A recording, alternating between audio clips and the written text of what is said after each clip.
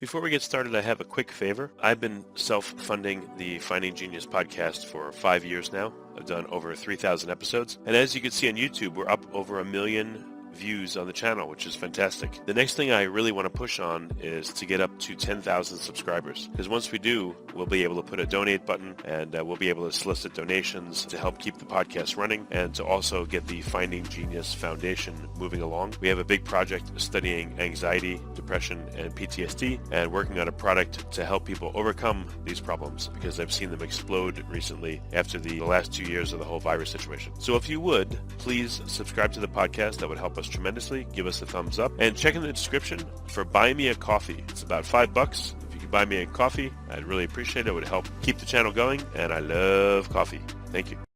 Forget frequently asked questions. Common sense, common knowledge, or Google. How about advice from a real genius? 95% of people in any profession are good enough to be qualified and licensed. 5% Go above and beyond. they become very good at what they do, but only 0.1%. are real geniuses. Richard Jacobs has made it his life's mission to find them for you. He hunts down and interviews geniuses in every field: sleep science, cancer, stem cells, ketogenic diets, and more. Here come the geniuses. This is the Finding Genius Podcast With Richard Jacobs. Hello, this is Richard Jacobs with the Finding Genius Podcast. My guest today is Heather Deba. She's the founder of HD Body Academy. We're going to talk about how to rebuild your metabolism after 40 without starving yourself for women's health, which I think is very, very important. You know, my wife and I are well over 40, unfortunately, and I'm sure she'll get a lot out of listening to this podcast when the time comes, and so will all the women and the men too. So welcome, Heather. Thank you so much for having me. Yeah, tell me a bit about your background, and then we'll talk about how you got into fitness for women over 40. You know, my background, and I'll put it this way, and how I got into this and my background kind of tied in together. I think I'm just an average woman. A woman, I'm in my 40s now, and I have struggled with weight loss pretty much from 18 years and on, and actually really 17. And I've lost the same 45 pounds over and over again. It all really started when I first came into the U.S. I was born and raised in China. I moved here by myself at age of 16. End of 16 going to 17. And I gained 45 pounds in the first 8 months after coming to here in the US. And after that, and I think I was just struggled on and off with the weight loss. And like most women here in the US and almost everyone, I think have been tried on a diet or tried to lose weight at some point. I've struggled with that for a decade. So yeah. And so how I got started with this is really just accumulation of the struggles, over this entire decade, a decade and a half, really, all the way into my early 30s, where I find out like the more I lose weight, the more diet I get on, the harder it is. And the more embarrassed I was.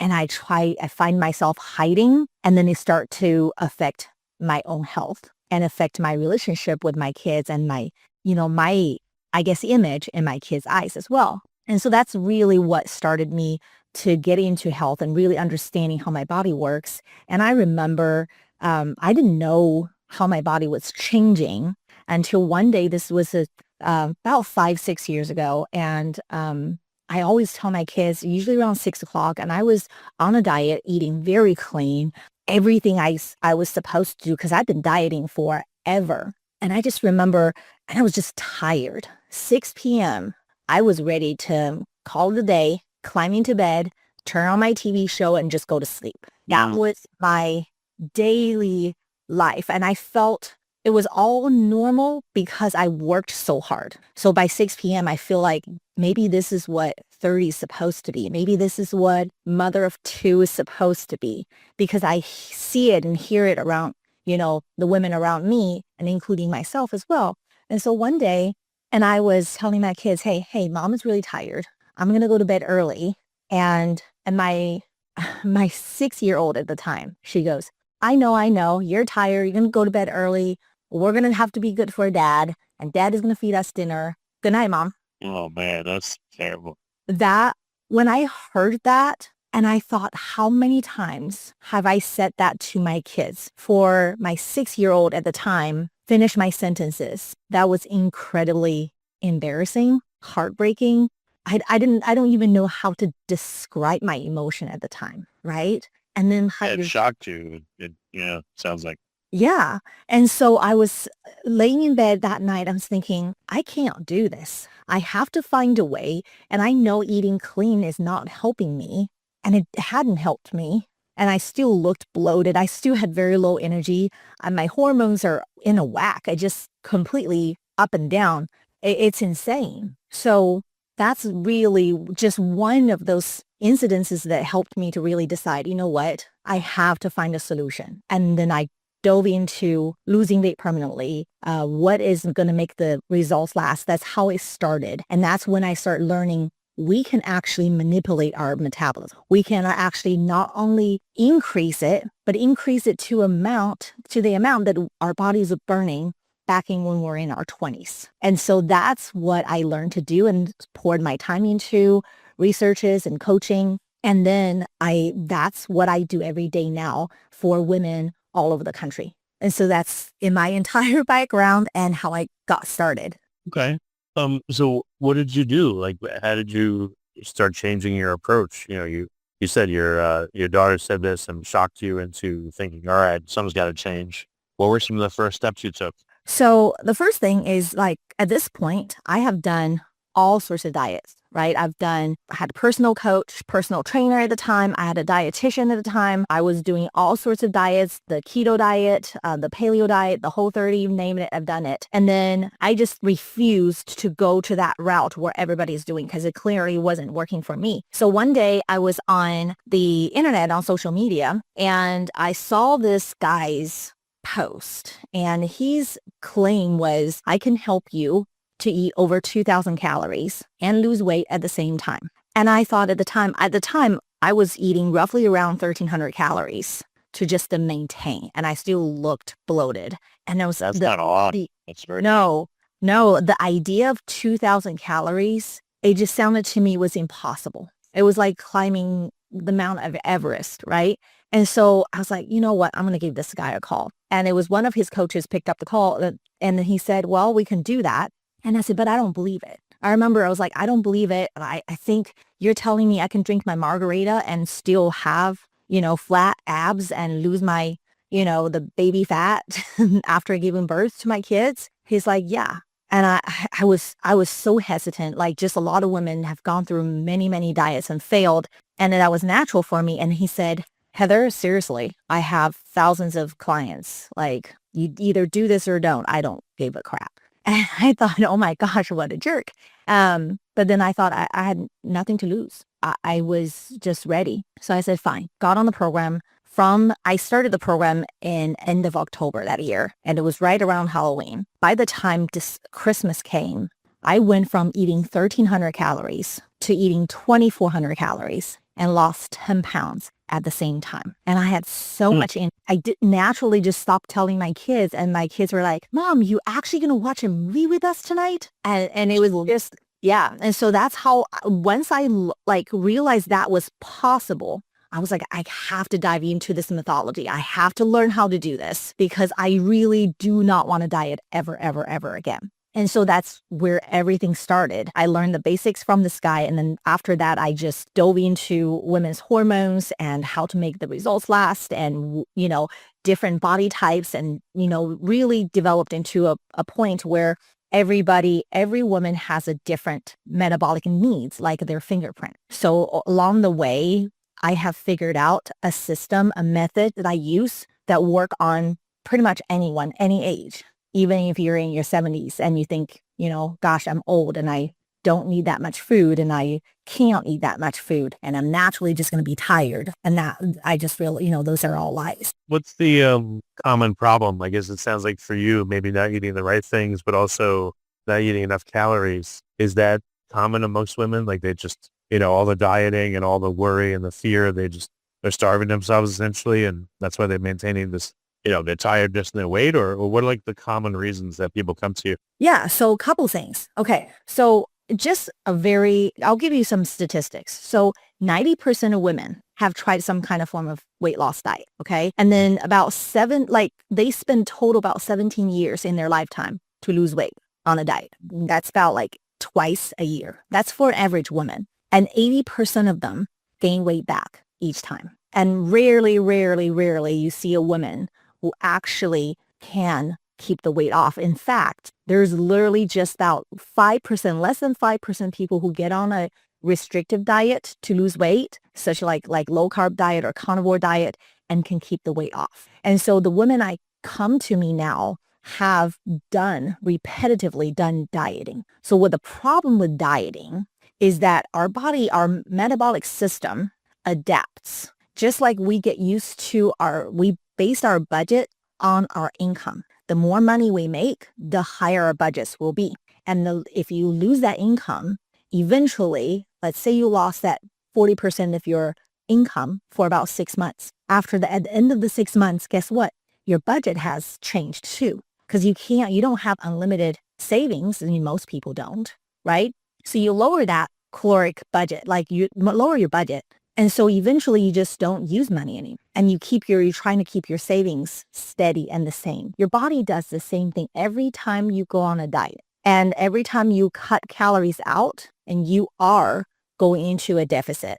But guess what? That deficit eventually will not be a deficit anymore because your metabolic rate lowers to your newer caloric intake. So that's why people keep on gaining weight back. And where those women don't understand, this is why I hear a lot of women say, Heather, I am going to the gym 5 days a week.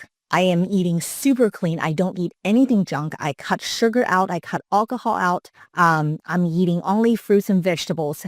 And why am I not losing weight? And it's just become harder and harder. And this is the hardest I've ever seen. And this is precisely why. And nobody ever talks about it. And so literally, that's what women tell me. And that's a big issue. Before we continue, I've been personally funding the Finding Genius podcast for 4.5 years now, which has led to 2,700 plus interviews of clinicians, researchers, scientists, CEOs, and other amazing people who are working to advance science and improve our lives and our world. Even though this podcast gets 100,000 plus downloads a month, we need your help to reach hundreds of thousands more worldwide. Please visit findinggeniuspodcast.com and click on Support Us. We have 3 levels of membership from $10 to $49 a month, including perks such as the ability to see ahead in our interview calendar and ask questions of upcoming guests, transcripts of podcasts you're interested in, the ability to request specific topics or guests, and more. Visit findinggeniuspodcast.com and click Support Us today. Now back to the show. What is why after 40? Why not just all women? Is it just they're not mentally ready, or after 40 there's a lot more challenge due to fluctuating hormone levels and approaching perimenopause and stuff like that? So yes and no. So the reason why I coach women over 40 is for a lot of reasons. Typically, your metabolic rates don't drop as much when you're in your 20s, especially before you have children. So once women have children, their hormones have shifted during pregnancy, post-pregnancy, and they don't know how to take care of their body. So their hormones are already a little bit out of whack. And then going from there, in this country where we live, half of the women post-pregnancy will get on a diet and lose weight, which causes huge damage to metabolic health. And that demographic usually nowadays is for women over the age of 35. So over the age of 35, we do see more and more those cases where people are finding really hard to lose weight, but not saying the people in their 20s and 30s, they don't have a hard time. And it has very little to do with age. It's just because the percentage of women struggle more during this age. Okay. What have you noticed about women that are, 40 to 50 versus 50 to 60, 60 to 70? Is there much of a difference there, or just over 40 things are just, your plan works for anyone that age and up? I think when it comes to challenges with lifestyles and things like that, I don't think the level of challenges are higher in one decade versus the other one. I think the challenges are different because what women experience, struggle between the age of 40 to 50, this is their age where their kids are growing up. They are, their life is extremely busy, or professional women are extremely busy with balancing family time and career-wise, right? And so from there, and the struggle goes besides, your metabolic struggles. And then for women going from 50 to 60, these are the women who struggles with a lot of trauma, meaning their stresses are done. Some of their kids are already out of their house, and they're on the career path. They're thinking about retirement. And this is where their body literally the traumas and the stress their body has stored, or the diets, the negative impact of diets start to showing up. And this is just like the debts that we get into when we lose income over time, and we don't repair that. We don't bring that income back up. And this is where women over 50 to 60 start seeing a lot of diseases like insulin resistance, type 2 diabetes, hypertension, right? Hypothyroidism. And they blame it on hormones. Menopause. Yes, it does have a impact on your weight maintenance and weight loss, but it's not as important as how to repair your metabolism. And then from people from 60 and up, this is where groups that struggle mostly with mentality, mindset, their belief systems. What I'm talking about is during this age, people have said, hey, Heather, you know what? I've lived to this age. I know when you get older, the metabolism slows down, and I don't think I can eat more. I don't think my body needs more. And so the challenges for this group is different, because they're in a position where they're retired. They have accepted life as is. They have very little motive to change their health. And percentage wise, I'm not saying all of them are. I just think majority of people enter their 70s are in that phase. They start value money more and their time, more than time. And it is really different challenge. And as far as metabolic rates, surprisingly, women who are in their 40s versus in their 50s versus their 60s or 70s, their metabolic rates are roughly the same. I have students in their 70s, their metabolic rate, I can get them repaired to 2,700 calories. And I've seen women in their 30s have lower caloric tolerance because of work stress. So really, metabolic rate has nothing to do with age. Actually, Harvard Medical School came out with an article a few years back. The study showed people from your metabolic rate peaks at age of 20. After that, and all the way up to 68 years of age, there is no metabolic decline in their study. And from 68 and up, you're starting to see 2% of metabolic rate decline per year. And if you convert that into calories, for every year you age, your body burns like 40 calories less a day per year. Really, if you're talking about, okay, my metabolic rate, it's only 1,600 calories because I'm old, that's false. So this is really interesting data. And I think when it comes to challenges physically, metabolically, I think they can be repaired. Obviously, after age of 70, 75 going up, you are going to see that little bit decline, but it's not as significant as most people think. All right. So what is the protocol, the plan? Is it look at your diet, look at your calories, and see how you can optimize your metabolic rate, through, again, eating not only the right things, but the right amounts? Or like, what's the protocol look like? So here's the thing, and the protocol really is very individualized. I think everybody should know their own metabolic needs. And so really I don't have two clients that come on to my program and get exactly the same plan, or their metabolic needs are exactly the same or even similar in a lot of ways. But here's the thing, what I think, if you're listening, this is what I think everyone should do. Okay, so to know your own very own unique metabolic needs, or where you are at least, because a lot of women don't understand right now. They're telling me, hey, Heather, I'm eating 1,200 calories. I'm in a deficit. I hear this every single day. Heather, I'm in a deficit. I can't lose weight. And if you're in a deficit, you will lose weight. The reason why you're not losing weight is because you're not in a caloric deficit, which means your metabolic rate has dropped to 1,200 calories. Your body is budgeted, like we talked about a little earlier. But here's the thing, how do you know if you're in a deficit? The best thing to do, and it's really costs you zero money, is to log your food for the next 10 days, 2 weeks preferably, and log everything you eat and see what average caloric intake you have on a daily basis. Because what happens is, and then log your body weight every single day. Because what happens, you'll see the correlation between the two sets of data is that on average, if for 2 weeks, your average caloric intake is 1,700 calories, because you're going to have up days and down days, and sometimes you eat more. And like right now we're recording, it's literally a few days before Christmas, and Christmas Day is most likely going to be the very unusual day of eating, right? But if you take the caloric intake average and you look at your weight trend, let's say your average is 1,700 and your weight hovering around 150 pounds, up and down, give it about 2% of your current body weight. If you're within that range, that means your body is literally processing and burning at 1,700 calories and has nothing to do whether you work out or not. So don't consider working. I work out though. So does that mean I add in more calories? No.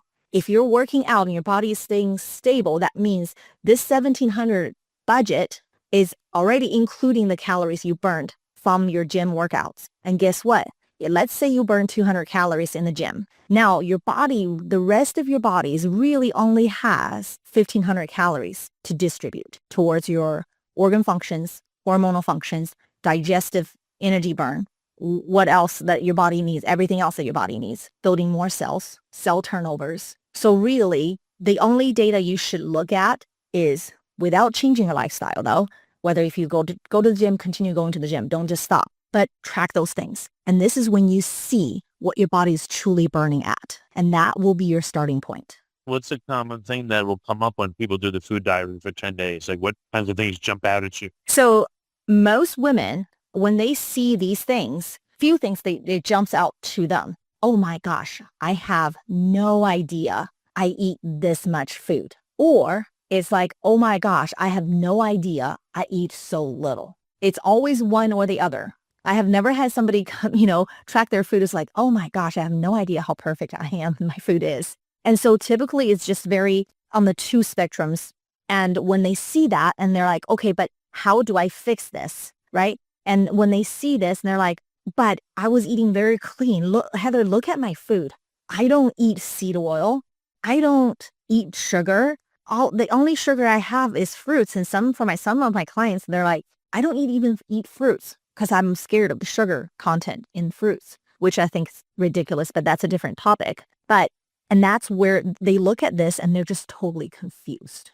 And then they think the biggest problem, then they say, oh, tracking is tracking. Once they tracked, they don't understand how to utilize these data, and they don't understand how to interpret these data. Because the whole point of tracking data is to give you guidance of what to do next. And that's where most women are just overwhelmed. And this is why a lot of women talk to me. It's like, I hate tracking because tracking provides me with no value and it's time consuming and I did not get the results I needed. Because collecting data itself does not mean you'll get the results. Data is supposed to be a guide for you to take the next step. So that's where most women struggle. All right. So the tracking, and then, I interrupted you just to get more detail about it. But what happens now? They see the tracking. You point out things they can do. How do you help them do it without getting despairing or falling off the wagon or being impatient? Yes. So here is the thing. To answer you that question, I really have to tackle two things that women don't even think about. So number one is this very high expectation of weight loss process. These days, I'll tell you this, we have so many fat diets. And quite frankly, these diets have been around for over 100 years. So like if you think about it, in the 20s, keto diet was very popular. And in the 40s, it was master cleanse. It's just like liquid cleanse that we do nowadays. A lot of professionals actually say, hey, let's do a detox. Let's do a liquid detox. And you take nothing in but vegetable juices, right? And in the 60s, Weight Watchers, and, you're talking about, in the 80s is Jenny Craig. In the 90s, again, is Atkins diet. You can see the circle, like Atkins diet is just another form of keto, right? And actually in the 90s, there's another thing is called the zone diet, which is just another word for macros that we hear a lot. So as you can see, over the past 100 years, the diets have never really changed. right? So we have to, in order for people to get actual results, here's the thing, is we have to change our mindset and our expectations. So when most women get on programs and they expect to see about 2 pound to 4 pound weight loss per week, this is very, very common. There is a company that is kind of had, was on the market for a while, and it took off in the past 5 years. It has tremendous growth, and I won't say the name, but their program is really getting women to eat their own product, meal replacement. It's not even hot meals. It's just their products. And they allow their women to eat one meal, which includes a lean protein, like usually about 4 ounces, and a cup of vegetables, no fruits during this entire time. That came out to be about 900 calories per day. And women lose tons of weight. And now what happens is that now women have a lot of unrealistic expectations. So let me set this record straight. A healthy weight loss, a sustainable weight loss, should be about 0.5 pound to 1 pound per week. Remember, like less than 5% of women get on drastic diets can keep the weight off. It is not sustainable. That's one thing. And I think women needs to change the entire perspective and expectations on what is a healthy weight loss speed. And so when you come on, like that's the first thing we tackle. And with that realistic expectation, with repair metabolism, and you can see my clients can see their bodies start functioning better. A lot of my clients will see their A1C numbers improve. I have type 2 diabetic patients and clients who actually went from their blood sugar fasted would go from 200 all the way down to little over 100 in over 6 months while losing weight. And so we have to put health in the forefront than the weight loss. And what we do on my program is that we actually focusing on repairing the body from inside out, just like repairing a car. This engine has to run. So most women don't have the patience waiting for it. And that's one thing we constantly work with our clients is repairing the body and giving them that sustainable weight loss they're looking for. Now, the second part of it is that we also have to work with women on their neuroplasticity. Because when it comes to weight loss, a lot of women experience inflammation, joint pains, talking about hypothyroidism. These are metabolic diseases, including diabetes or insulin resistance or PCOS. All those diseases are coming from your body under stress over a long period of time. So how do you lower that stress response? You have to work on the neuroplasticity, meaning how quickly can you bring down your cortisol level when you are confronted by a stress event, right? And then from there. Okay. Maybe go a little bit more into that. Some detail. Yeah. So with neuroplasticity is we really help women to actually look at their lifestyle. And because a lot of those stress women have when they come with a lot of weight loss experiences because they failed over and over and over again, they felt like there's just no hope, and their entire attitude and, their perspective when it comes to weight loss is very stressful when they come on. So what we do is we actually changing that perspective. Our belief system is really based on the stack of evidences, right? If we have evidence that we keep on failing, our body doesn't cooperate because look, I've tried this diet, it didn't work. Look, I have that evidence, it didn't work. Look, my body hates me. I literally have a client that working with me right now, and her narrative talking about her when she communicates with me, she doesn't even realize this, is that she said, my body hates me. Oh, I can never go above this. I can never eat this much.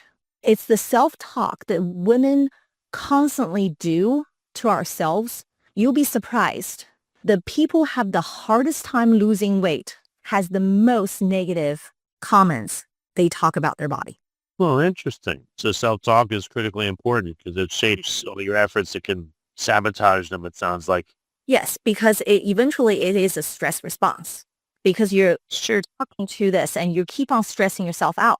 And when you do, cortisol goes up and you stress eat and you keep on every single day, you're reaffirming this will happen. And you actually psychologically, we look for evidence to affirm our hypothesis. And then the more of that evidence we look for, it's self-fulfilling prophecy, really. And it's the more we do that, the harder the weight loss is going to come, the lower metabolism actually drops. And here's the thing. When we talk about stress response, right? And so when we're actually relaxed, our digestive system actually starts moving. Our intestines start moving more. That's where nutrients are being absorbed. It's in your intestines, right? And so when we're highly stressed, our intestines don't move much. You wonder why people have constipations. You wonder why people have IBS. And when we're lower our stress, our body enters rest and digest. Our immune system responds better. Inflammation comes down. Heart rate comes down. And you have your neuroplasticity goes way up. You're more social. You're more engaged. You're more creative. And your body actually repairs during a rest and digest state. And that's what a lot of women don't understand why on my program, we have to work on those things. If we don't, because here's the thing, you have to change your identity. And if you don't change who you are, the results will always be the same. And how you get there is just the how. And this is just the other side of why people keep on gaining weight other than the metabolic adaptation. All right. Well, how do you know that someone's talking to themselves in a good way versus a bad way? Like, how do you monitor that? Has anyone ever created like a thoughts journal?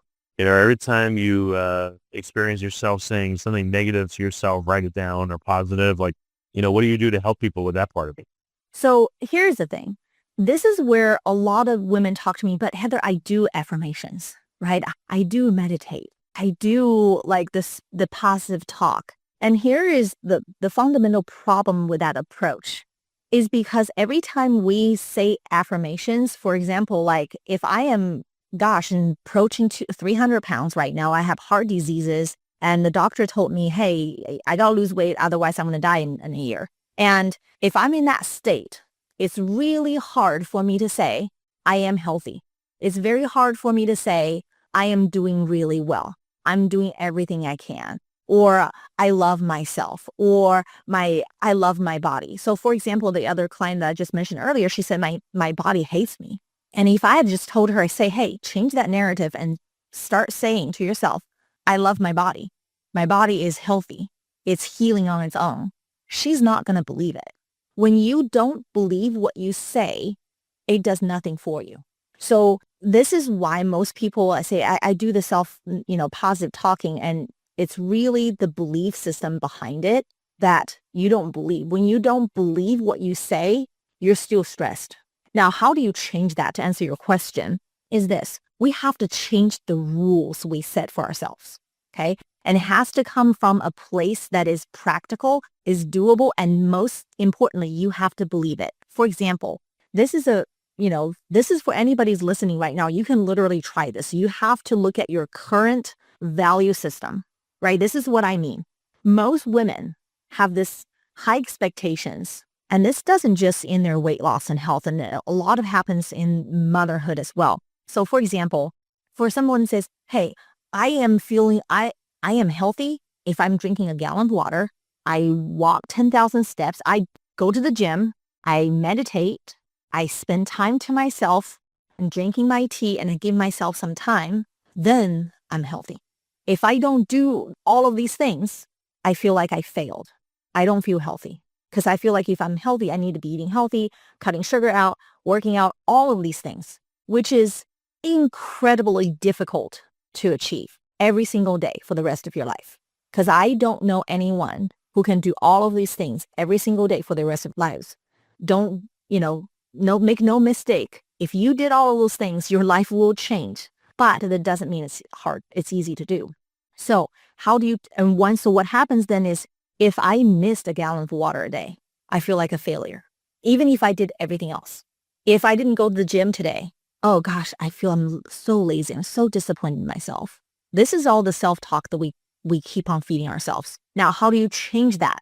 It's a very easy trick. You take all of those requirements that you tell yourself and change the rules to say, when I drink water, I am healthier. I feel healthy when I walk outside. I am healthy when I eat clean. I am healthy when I do something. So when the bar is lowered drastically. So when you say I'm healthier or I'm healing, I'm on my way to become thinner or whatever your goal is, it is a lot more believable at this point than saying I have to do A, B, C, D, E, F, G to be healthy. And so that's a very practical but easy trick. Just one of those things I do with my clients, easily kind of change their state of mind really easily to get their body to enter that rest and digest state. I thought of an idea, I'm not trying to tell you what to do, but just an idea. Your thoughts you can consider to be what feeds your mind. So what kind of calories are you taking? Are you taking good calories or bad calories? Meaning bad thoughts are bad calories, good thoughts are good calories, or productive thoughts are good calories. Non-productive ones, like beating yourself up, are bad calories. So what does your mental diet look like? I just wonder if that analogy might help. Yeah, I think definitely does, because we have to look at, so what are inputs, whatever input, whether it's health or career or whatever, the energy you pour into something is what eventually you're going to get out, right? So it doesn't, here's what the difference is. I think a lot of, if we imagine a cup of water, right? And if that cup of water is our current state of health, and if we imagine this water is just really dirty, and we haven't been taking care of our body for a while, it's just, let's just visualize this. It's like a dirty, black colored glass of water, really filthy, right? And when you start to dripping clear water in, and what happens is you will start to see this color change. It will go from black to brown to light brown to gray and eventually clear as you start putting into positive things in your body, right? So it doesn't have to be drastically empty your entire glass out, which is impossible to do with our body. You can't take all of your cells out, you would die, but all of your cells are actually needing clean things because it needs to provide all the good micronutrients along with your macronutrients to feed your body right. And eventually your body will start turning over. And a lot of people don't know this. An average human being will create 300 brand new proteins in their body every single day. 300 grams of new protein. A lot of it is recycled in your body, but about 30% of those actually needs to be taken from food. Think about this. If you have your body protein turnover literally determines your health, because every single cell, hormone, tissue, every part of your body has amino acid buildup, structures in order for you to survive, your hormones, right? So here's the thing. You think about 30% of those, it's actually coming from your food. Your protein turnover in your entire body, your body will turn over 4 times in a year. And if you just did that for 2 years and just a little bit every day, you will have a brand new body. Your health will literally turn around. And that's where most people forget the importance of consistency, and it's just the little things you do. It makes a difference, and it's not like you think it's, it doesn't make any difference, or, oh gosh, it's maybe just one day I don't do this, or, I eat healthy. It's just, I have to do this every single day. You have to making sure your body is getting fed by the little things. Just little things you do will actually change your health drastically within 2 years of time. Okay, very good. How can people get started with you? Where can they go? Is there a link you can share, or, a recommendation if people want to work with you or go through your materials? I don't know if you could help everybody or if it's location dependent, but again, how can people go further with you? Yeah. So, not everybody is a fit, of course, and then naturally. But here's the thing, that for everybody who's listening to this podcast, I have a gift to, if you're listening, to you. And that is, I have this metabolic boost kit that it's actually my clients, the paying clients, get from me to get started on their program, on their journey. This is really for any woman who wants to get their metabolic health up and really increase their calorie burns by at least 500 calories within 8 weeks. You can use this method. I've explained how metabolic works in there. I've explained step by step what you need to do, that things we could not cover here in this podcast. All you need to do is to go to, instead of giving you a million website, all of those places you can find me, I'll make it simple. Just go to my Instagram My handle is at Heather Deba, just my name. Heather, like how you normally spell it, Heather. And the last name is Deba. Again, that's Deba. And if you message me, DM me the word metabolism, I will send this kit personally to you, and that will help you get started. Oh, that's a very generous offer. It's a good way for people to do it.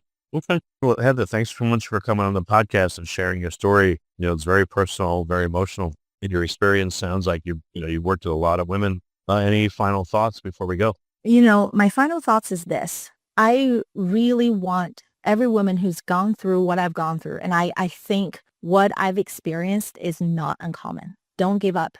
There's no age